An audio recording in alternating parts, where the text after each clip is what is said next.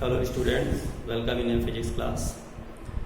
आज बच्चों जो हम जानकारी आपको दे रहे हैं थोड़ा थ्योरेटिकल बेस है, मगर ये आपके लिए बहुत ही इम्पोर्टेंट चीज़ रहेगी। वो चीज़ ये है कि समझना आपको क्या है। यहाँ लिखा है मैंने संधारित्र की प्लेटों के मध्य परावैद्युत पदार्थ भरने का प्रभाव। जनरली आप लोगों ने जब पढ़ा है कि संधारित्र की धारिता किन किन बातों पर निर्भर करती है, तो इसमें आपने जो फॉर्मूला दिखाया होगा वो है C=K∪A/T। तो इसमें से जो K दिया हुआ है ये क्या है, डाइलेक्ट्रिक कांस्टेंट है, ठीक है, यानी परावैद्युत पदार्थ का परावैद्युतांक है। A जो है वो क्या है, प्लेट का क्षेत्रफल है। जो हमारा पहले प्लेट कैपेसिटर होगा उसकी प्लेट का ये क्षेत्रफल दे रखा है, और D क्या है, प्लेटों का सेपरेशन है, यानी प्लेटों के बीच की दूरी है। तो इस फॉर्मूले के हिसाब से आप देख रहे होंगे कि अगर हम प्लेटों का एरिया अगर बढ़ा देते हैं तो संधारित्र की धारिता क्या हो जाएगी, बढ़ जाएगी। ठीक इसी प्रकार से अगर हम प्लेटों के बीच की दूरी अगर कम कर देते हैं तो भी क्या होगा, धारिता बढ़ जाएगी। और प्लेटों के बीच अगर वायु है तो उस केस में फिर फार्मूला हमारा क्या होगा, ये एयर के लिए होगा। और अगर हम परावैद्युत पदार्थ भर देते हैं तो फिर जो हमारा फार्मूला हो जाएगा वो ये हो जाएगा। तो इस आधार पर ये जो K है ये परावैद्युत पदार्थ का परावैद्युतांक है, यानी कि परावैद्युत पदार्थ भरने से धारिता पर क्या प्रभाव पड़ेगा। तो आप सीधे सीधे देख रहे होंगे कि जो C कैपेसिटेंस है वो प्रोपोर्शनल टू क्या है, K। इसका मतलब ये हुआ कि अगर हम परावैद्युत पदार्थ भरते हैं तो धारिता बढ़ जाती है। यहाँ तो बात समझ में आती है कि प्लेट एरिया बढ़ा दिया घटा दिया, चेंजमेंट समझ में आता है। प्लेटों के बीच की दूरी कम ज़्यादा करने से ये भी चीज़ समझ में आती है। बात आती है कि ये जो परावैद्युत पदार्थ है इसको जो हम भरते हैं प्लेटों के मध्य, तो किस प्रकार से आपकी जो धारिता है वो बदलेगी, बढ़ेगी, ठीक है ना, उसको समझना है आपको। तो एक चीज अच्छे समझ लीजिएगा कि जो हमारा समांतर प्लेट संधारित्र होता है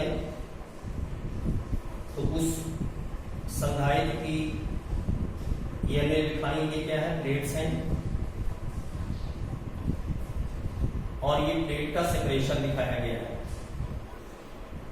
कुछ ये जो प्लेट हमारी है उनका एरिया दिखा लीजिए इस तरह से।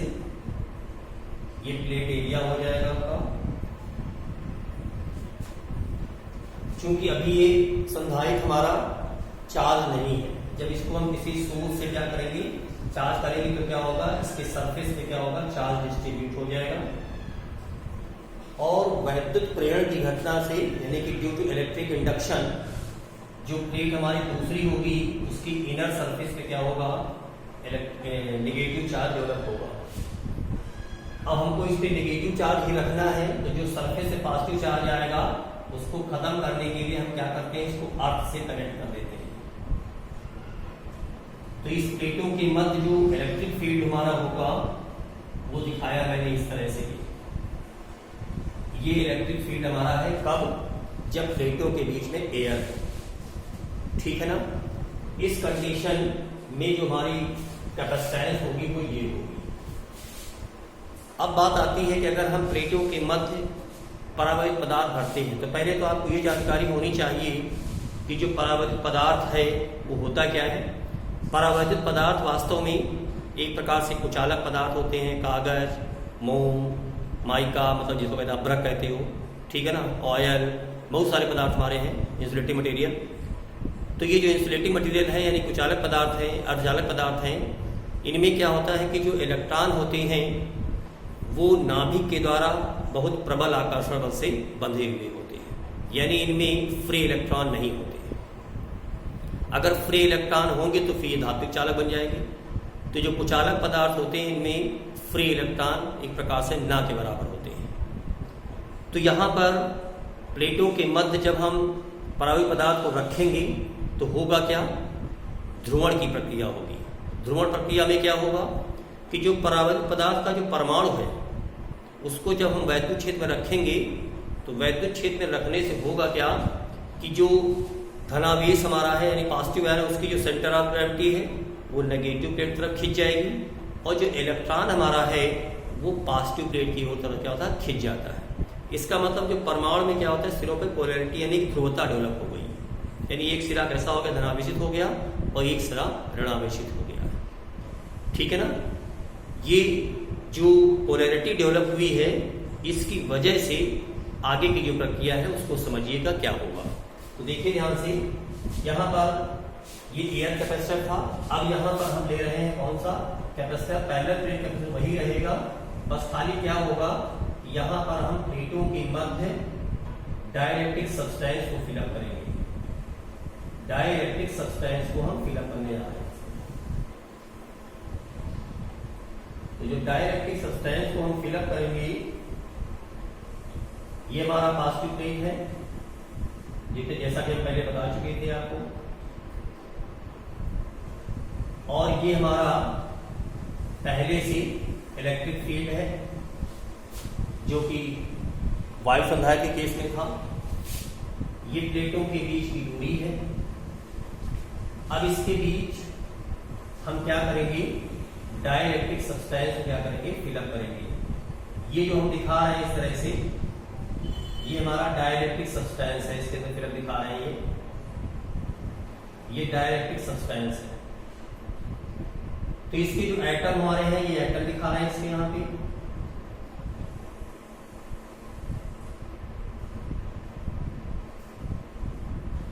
तो ये बाह्य वैद्युत यानी कि प्लेटों पेज में जो संधारित हमारा आवेशित है, चार्ज है, तो उसकी प्लेटों पे जो वैद्युत क्षेत्र, इस वैद्युत क्षेत्र के कारण इस परमाणु का ये जो सिरा होगा वो ऋणावेशित हो जाएगा, और ये सिरा कैसा हो जाएगा, धनावेशित हो जाएगा, यानी कि जो परमाणु हो जाएगा उसमें ध्रुवता उत्पन्न हो जाएगी।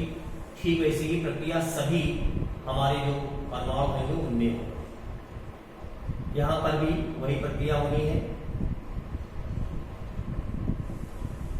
यानी कुल मिलाकर के आप देखेंगे ये कि जो परावैद्युत पदार्थ है इस बाह्य वैद्युत क्षेत्र के कारण उसमें क्या होगी, ध्रुवता डेवलप हो गई। ध्रुवता डेवलप मतलब ये हुआ कि परावैद्युत पट्टी का ये सिरा जो हमारा होगा कैसा है, नेगेटिव चार्ज हो गया, और ये सिरा कैसा हो गया, पॉजिटिव हो गया। यानी कि जो पहले प्लेट हमारी धनावेशित थी उसके समीप जो परावैद्युत पट्टी है, परावैद्युत पट्टी का जो सिरा है वो कैसा हो जाता है, नेगेटिवली चार्ज हो जाता है, ऋणावेशित हो जाता है। और जो हमारी दूसरी प्लेट है जिसकी भीतरी सतह पर ऋणावेश है, तो उसकी तरफ जो हमारा परावैद्युत पट्टी है उसका जो सिरा हो कैसा हो जाता है, धनावेशित हो जाता है। और वैद्युत क्षेत्र की जो दिशा है वो उच्च से निम्न की ओर होगी, यानी कि आपका ये जो दिखाया पहले से वैद्युत क्षेत्र पॉजिटिव नेगेटिव। ठीक उसी प्रकार से इस परावैद्युत पट्टी में भी एक वैद्युत क्षेत्र डेवलप हो जाएगा, उसको हमने नाम दे दिया है ई। परावैद्युत पट्टी के भीतर जो वैद्युत क्षेत्र है उसकी दिशा और जो हमारा पहले से वैद्युत क्षेत्र है उनकी दिशाओं को देखिए तो ये दोनों क्या है, एक दूसरे के विपरीत है। इसका मतलब प्लेटों के बीच अब हमारा E0 नहीं है केवल, अब हमारा EK भी है। तो E0 और EK दोनों एक दूसरे के क्या है, विपरीत है। इसका मतलब ये हुआ कि अब प्लेटों के बीच जो हमारा परिणामी विभवांतर या परिणामी वैद्युत क्षेत्र जो होगा वो क्या होगा, घट जाएगा। तो परिणामी वैद्युत क्षेत्र को हमने नाम दे दिया है E, और उसको हमने दे दिया E0 माइनस EK। तो प्लेटों के मध्य इस परावैद्युत पदार्थ के रखने से वह परिणामी वैद्युत क्षेत्र क्या हुआ, E0 माइनस EK, अर्थात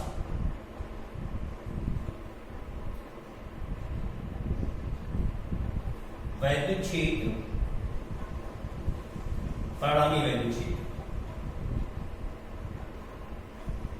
परिणामी वैद्युत क्षेत्र पहले की तुलना में घटेगा।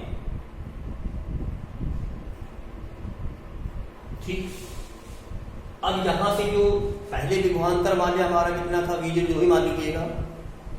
अब प्लेटों के मध्य यहाँ पे जो परावैद्युत पट्टी है इसके कारण वैद्युत क्षेत्र जो घटा है, तो हम लोगों ने फॉर्मूला पढ़ा है V = A × D। तो V equal to E into D के हिसाब से जब E की वैल्यू डिक्रीज होगी तो जाहिर सी बात, अगर प्लेटों का सेपरेशन वही रखा जाता है तो अगर E डिक्रीज होगा तो साथ में हमारा प्लेटों के मध्य जो विभवांतर है वो भी क्या होगा, घटेगा। E के घटने से V भी घटेगा, ये ध्यान रखना है आपको। और जब V घटेगा तो इस जो समांतर प्लेट संधारित्र हमारा है, इसकी धारिता पर क्या प्रभाव पड़ेगा, C बराबर क्या होता है, Q अपान V। क्योंकि प्लेटों का जो आवेश वो तो ऑलरेडी पहले से ही है, हमने 4 आवेशित संधारित्र था ही हमारा। तो यहाँ पर ये जो विभवांतर है प्लेटों के बीच वो पहले की तुलना में क्या हो गया, घट गया। तो जब विभवांतर हमारा घट जाएगा यानी पोटेंशियल डिफरेंस डिक्रीज हो जाएगा, तो देखिए यहाँ पे C और V में क्या रिलेशन है कि जो C हमारा है वो व्युत्क्रमानुपाती है इसके विभवांतर की। इसका मतलब ये हुआ कि जो विभवांतर है उसके घट जाने से संधारित्र की जो धारिता है वो क्या हो जाएगी, बढ़ जाती है। तो हमने जो आपको बताया इसमें कि संधारित्र की प्लेटों के बीच अगर हम परावैत पदार्थ रखते हैं तो धारिता हमारी किस प्रकार से बढ़ रही है, इसको आपने यहाँ पर समझा। ठीक है ना, एक बार रिव्यू ले लेंगे। जो परावैत पट्टी है उसको जब वैद्युत क्षेत्र के भीतर प्लेटों के बीच रखेंगे तो प्लेटों के मध्य वैद्युत क्षेत्र के कारण क्या होगा, जो परावैत पट्टी होगी उसके भीतर जो हमारे परमाणु हैं वो क्या होंगे, ध्रुवित होंगे। और ध्रुवित होने की वजह से क्या होगा, पट्टी का एक सिरा कैसा हो जाएगा, ऋणावेशित हो जाएगा और एक सिरा क्या हो जाएगा, धनावेशित हो जाएगा। ये ऋणावेश और धनावेश जो सिरे हैं वो प्लेटों पर जो आवेश है उसके विपरीत होंगे। यानी इस प्लेट पर अगर धनावेश तो इसका सिरा कैसा होगा, ऋणावेशित होगा। और चूंकि इस प्लेट पर ऋणावेश तो ये सिरा कैसा हो जाएगा, धनावेशित हो जाएगा। अर्थात प्लेटों के मध्य हमारा विपरीत वैद्युत क्षेत्र उत्पन्न होगा। और इस स्थिति में जो परिणामी वैद्युत क्षेत्र प्लेटों के बीच है वो घटेगा और परिणामी वैद्युत क्षेत्र घटने की वजह से हमारा विभवांतर घटेगा। और विभवांतर घट जाने से हम आराम से बता सकते हैं कि जो धारिता है हमारी विभवांतर की व्युत्क्रमानुपाती है, इसका मतलब विभवांतर घटने से प्लेटों के मध्य मतलब जैसे जो संधारित्र की जो धारिता है वो हमारी बढ़ जाती है। इंपॉर्टेंट चीज है ये, जनरली थ्योरी में ये क्वेश्चन आपसे पूछा जा सकता है कि परावैत पदार्थ अगर हम प्लेटों के बीच भरते हैं तो उसका क्या इफेक्ट होगा, बढ़ेगी धारिता या घटेगी, वो अगर बढ़ेगी तो किस तरह से बढ़ती है, इसको आपने समझा। Okay, if you like the video, you like, share and subscribe also. Thank you.